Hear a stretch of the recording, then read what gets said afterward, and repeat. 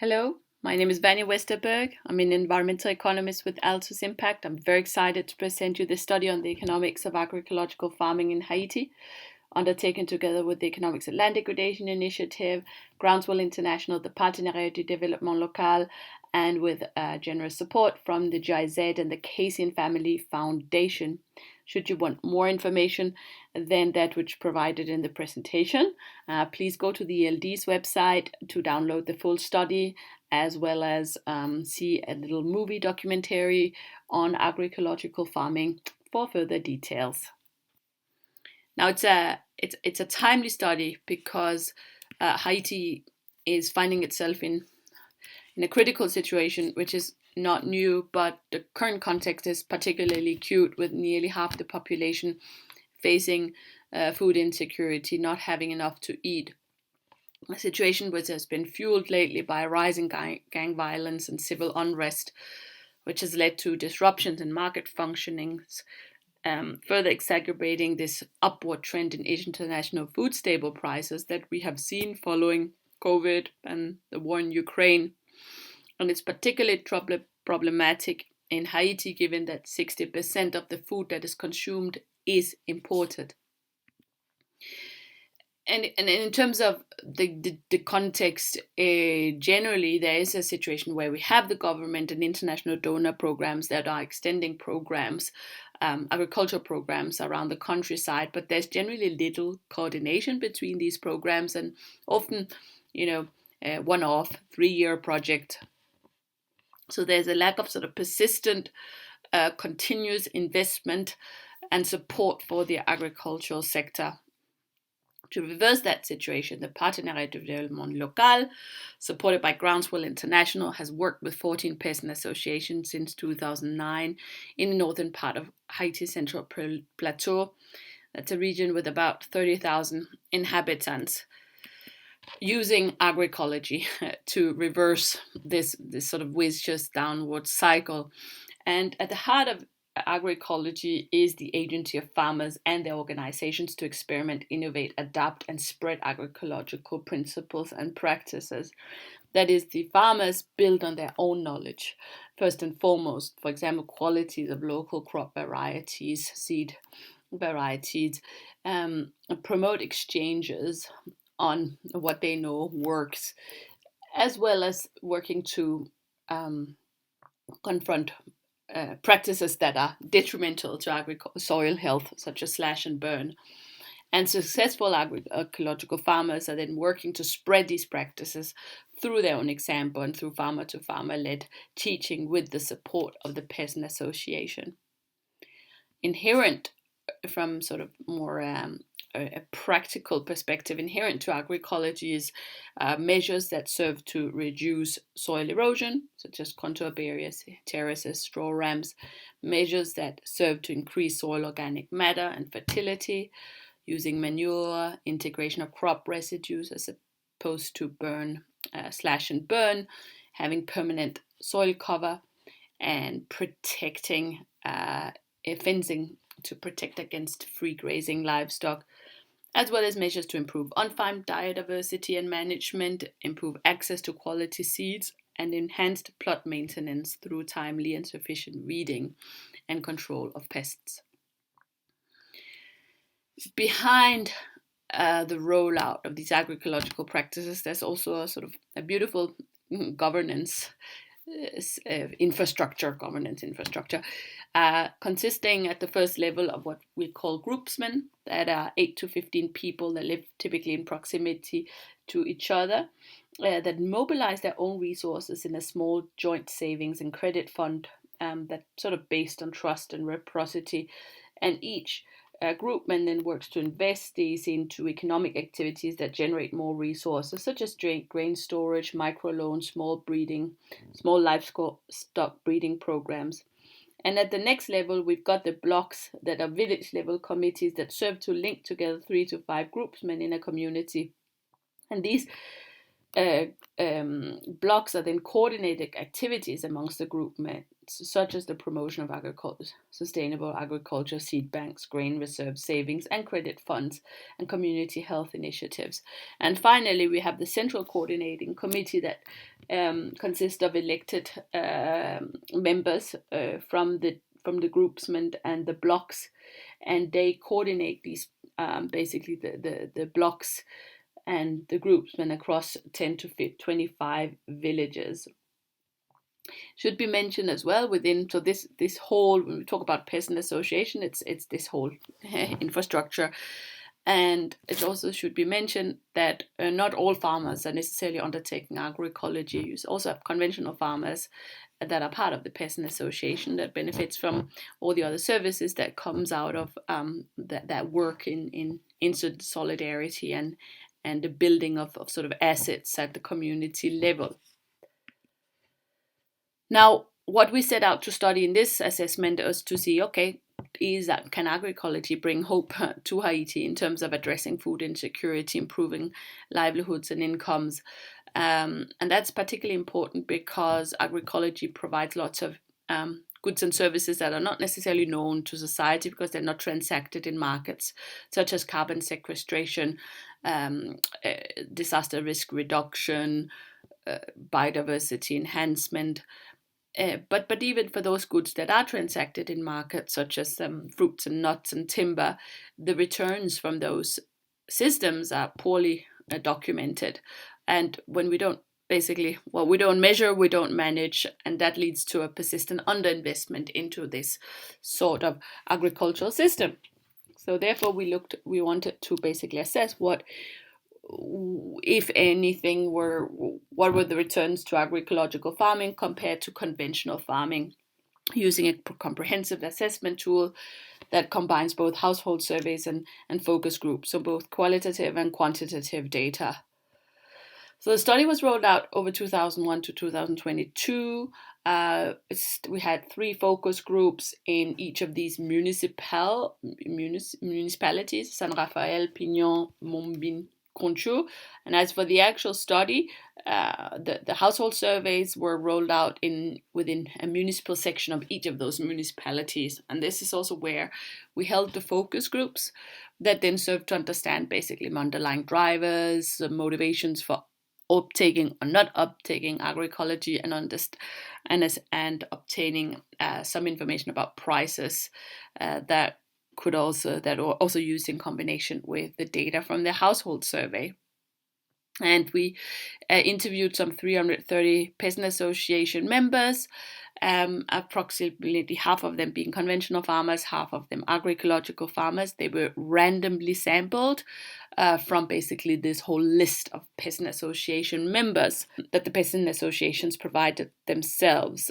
It should also be said that it was the farmers themselves that classified themselves as conventional versus agroecological. So it was not decided top down in that sense.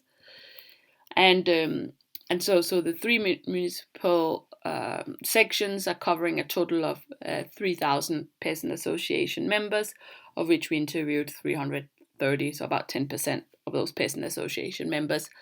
And what we're looking to do is really assess what is it that comes out of that one main plot of land. So farmers have several plots, and we're concerned with their main plot of land and what they earn from that one plot of land, less what they actually put into the system. So the price times whatever was produced, less the input costs for a whole year prior to the interview, 12 months prior to the interview.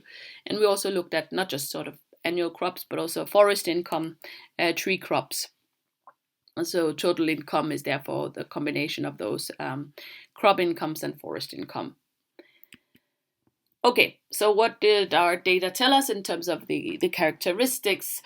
Basically, the main differences between conventional and model farmers when it comes to socio-demographic characteristics is that a higher proportion of the households are female heads amongst the agroecological model farmers.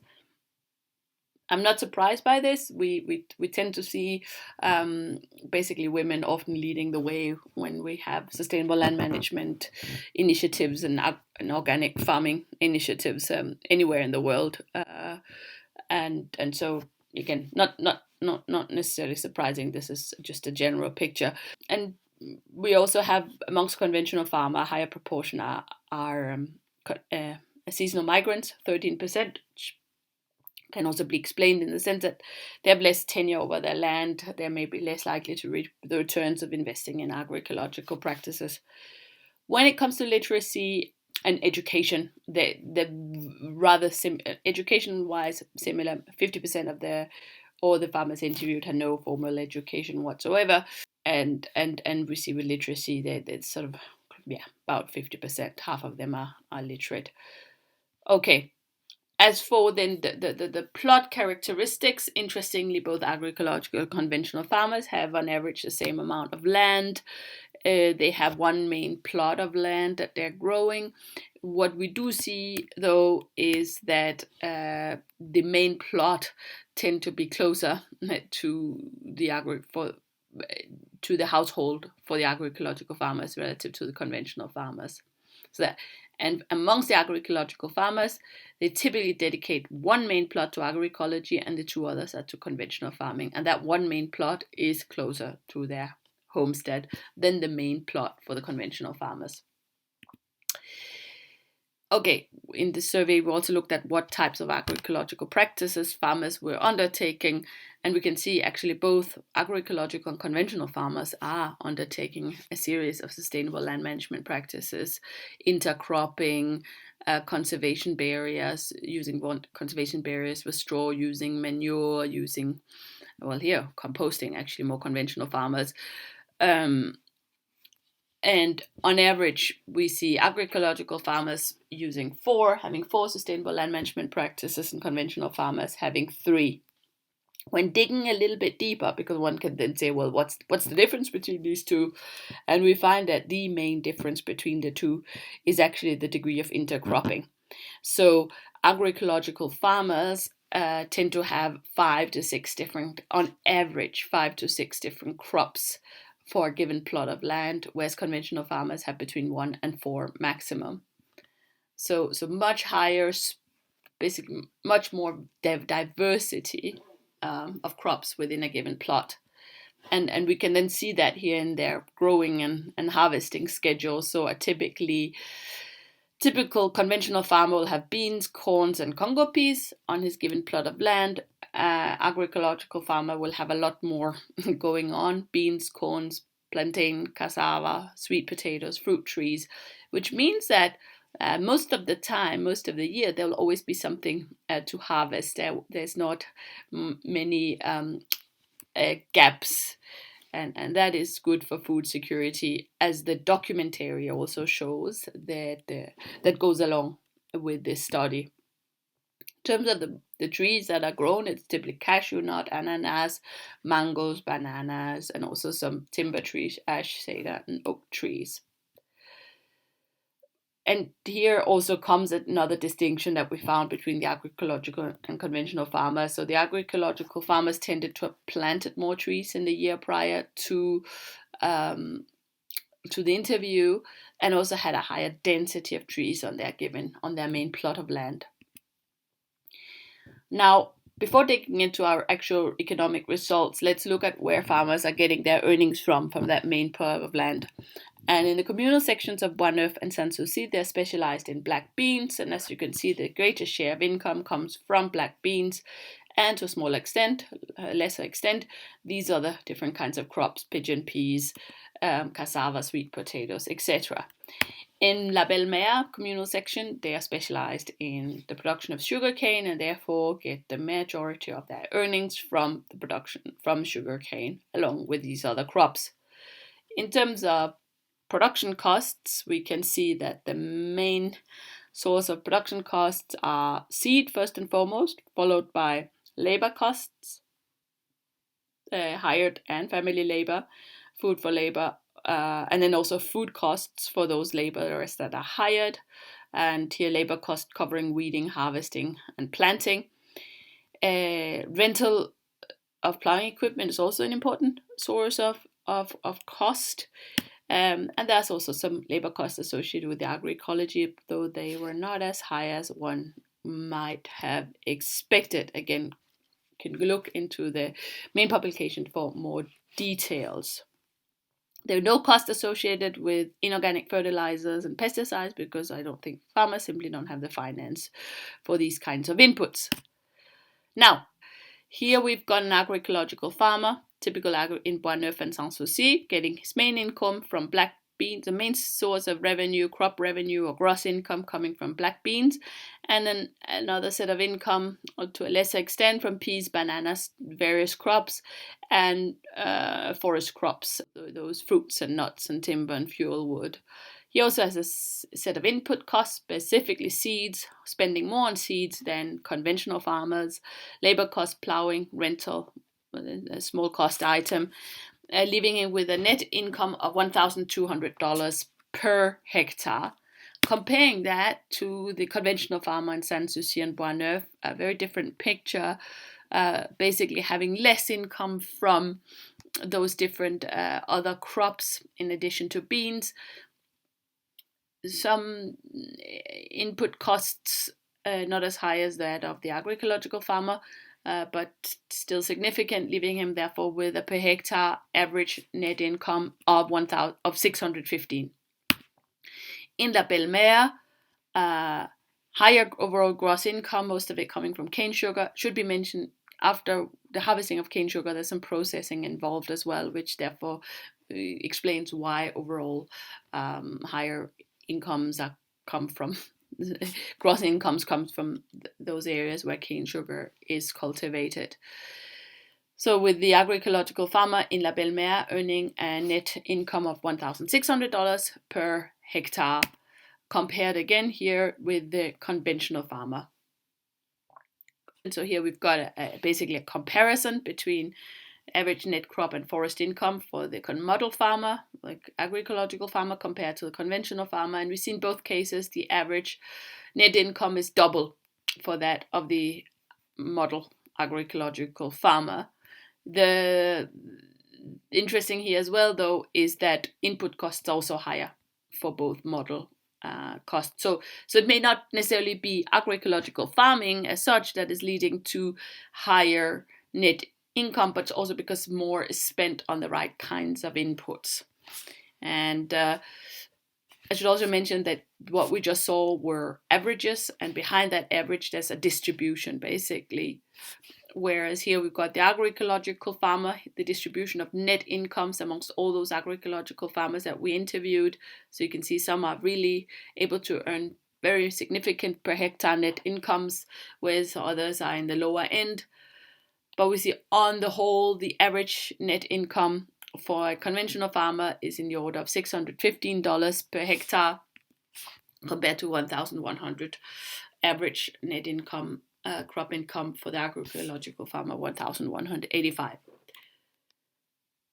We then undertook, because these are just basic comparisons, it doesn't tell us why someone is earning more than someone else. So we also undertook a production function analysis where you're regressing that, basically the output. What are they gaining from that 1 hectare of land, or one main plot of land?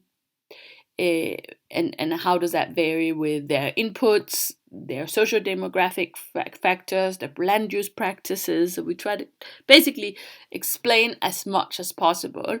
And what came out of this analysis is basically that what really matters is indeed whether the farmer is agroecological farmer or not.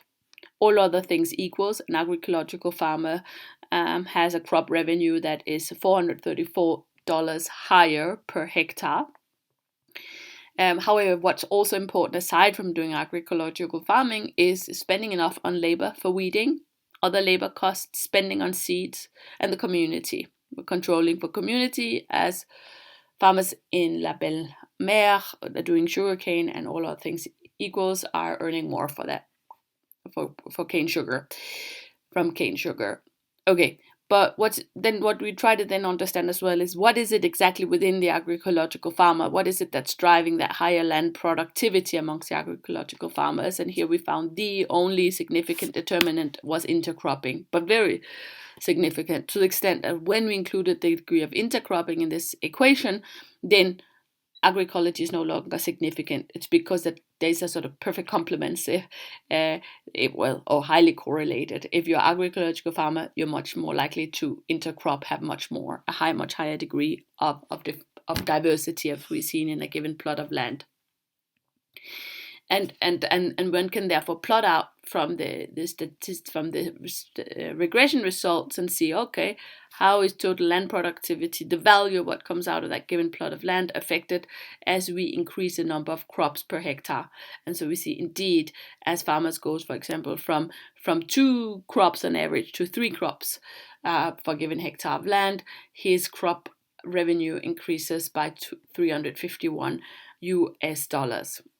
And what we say in the regenerative farming sphere is notably that nature is more collaborative than competitive. So that's what we see. These plants, they actually have positive synergies on one another, which therefore explains why we can have an overall kind of enhanced output despite more diversity. And likewise, crop revenues increases as we add more labor days, especially for weeding, high returns to that investment. And here are the returns to every single other additional day spent on the farming system. And one can then make, sort of plot in different values to see what we get in terms of gross crop income. So as we increase, for example, spending on seeds by $70, we can increase gross crop income by $143 per hectare, with all these other factors staying constant, how many labor days for weeding and so forth.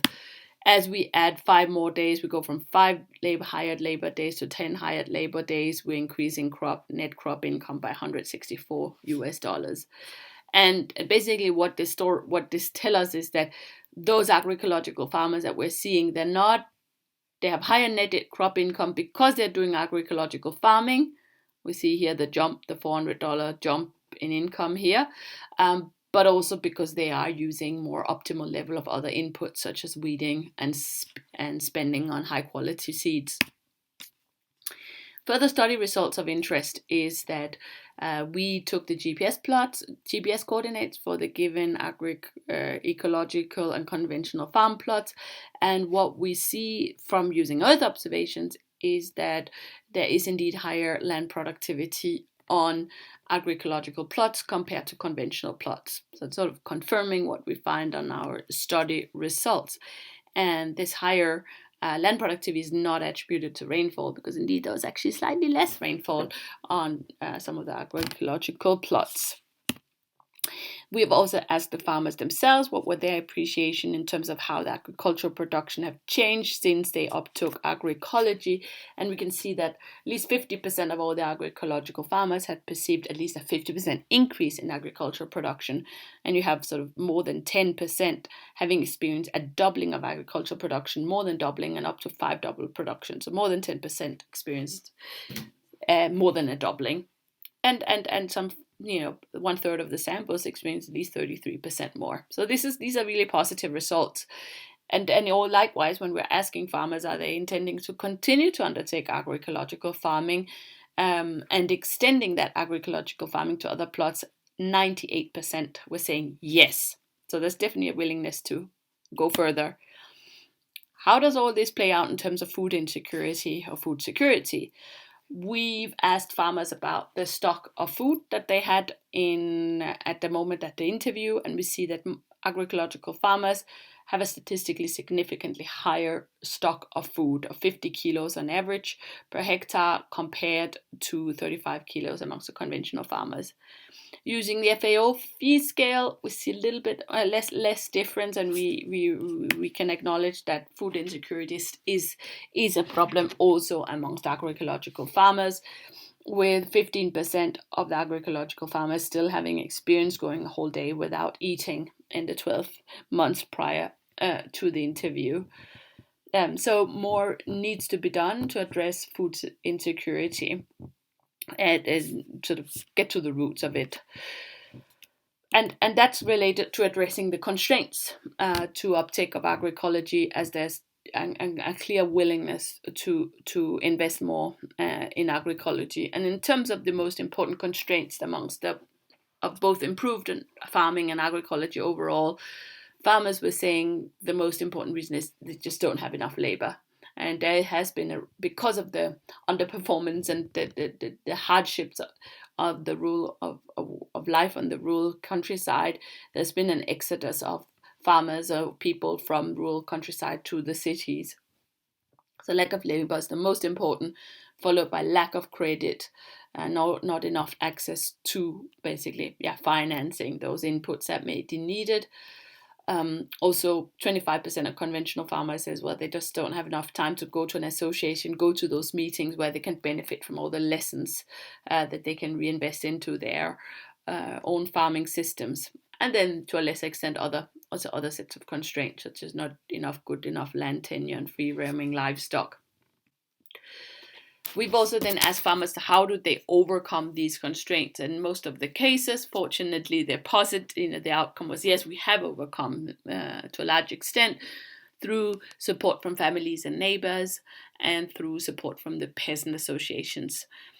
I should also mention the twos are linked because solidarity within and between neighboring households are somewhat the initial building blocks of any peasant association, and PDL supports peasant associations to establish savings and credit corporations so as to help sort of create some seed funding for the investments that may be needed, as well as working in traditional conbit groups where neighbors are getting together and helping each other undertake some more labor intensive investments into, for example, soil conservation structures. But we still have some 10% of farmers, at least 11% of conventional farmers, saying they haven't overcome those constraints yet. From the perspective of the study itself, we've done a lot with 330 observations, 330 farming households across 3 communities. But how would the situation have looked if we were also able to sample non-peasant association members? We would most likely see much larger differences than the ones observed in this study. With a larger sample, we would possibly also be able to look closer at other different sustainable land management practices and how they contribute individually to improve land productivity. It would also be very interesting to assess those wider ecosystem services and co-benefits that we know that come out of agroecology, such as reduced disaster risks, carbon sequestration. Okay, and what are then the recommendations coming out of the study nevertheless? What are the keys to enabling large-scale adoption of agroecological farming? And here we can notably learn from what's already being done. That is, it's key to put the farmer at the heart of the learning process and the co-creation of knowledge and that agroecological transition process. And that also comes by strengthening basically the access to community assets such as credit unions, tree and plant nurseries, and seed banks, and helping strengthen the linkages to local markets so that farmers can sell their produce. So continuing to do what PDL is already doing, but at even larger scale. In a medium to longer term perspective, one would also want to see more unlocking of commercial finance. So as we see, farmers are experiencing constraints to taking loans, and blended finance solutions that benefit from co-finance and credit guarantees by governments and international aid, for example, coupled with technical assistance by NGOs, can help improve the risk-return profile of smallholders, making it less risky for any private lender to invest into agricultural systems. We also need to think about fiscal instruments at our disposition, considering that agroecology doesn't just provide benefits to the farmer, but also larger, wider benefits within the watersheds in terms of reduced erosion, reduced mudslides, and more biodiversity, more resilience overall. And so there is a case for helping align societal interests with private interests by having payment for environmental service schemes or introducing intergovernmental fiscal transfers from the central government to the regions, for example, that really are working to fight land degradation. Now, that of course also relies on a more strengthened governance systems relative to what we see today. But at least it's good to know we have these options and these instruments at our disposition to address land degradation and help create prosperity.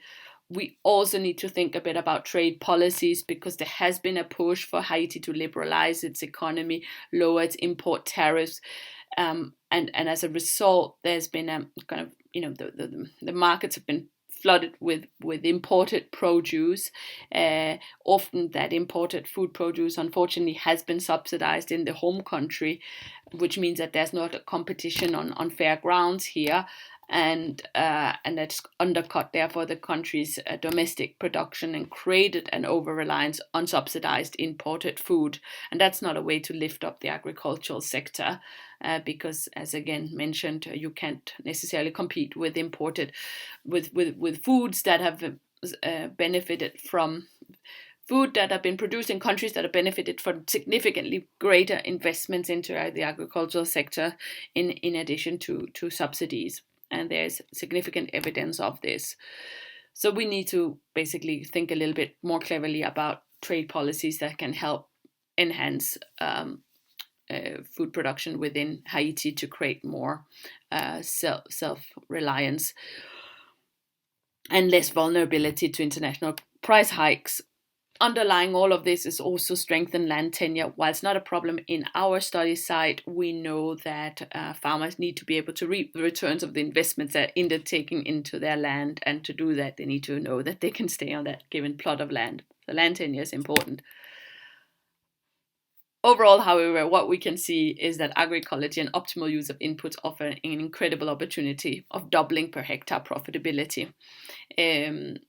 As we can see just from our study, a typical agroecological farmer has a per hectare gross crop income that's $437 higher than the average conventional farmer, which is really significant in a context where GDP per capita is 1,829 and less so in the rural areas. We've also see this coming out in the results, in that the quasi-totality of all agroecological farmers would really like to scale the practices. They are facing constraints as well, because they're not able to invest and don't have necessarily the labor available to do so. So indeed, it is due time that agroecology and rural communities start receiving that attention, investments, and resources that are needed to move from this source of hope that we see to large-scale prosperity and well-being at the rural countryside in Haiti. Thank you very much for your attention.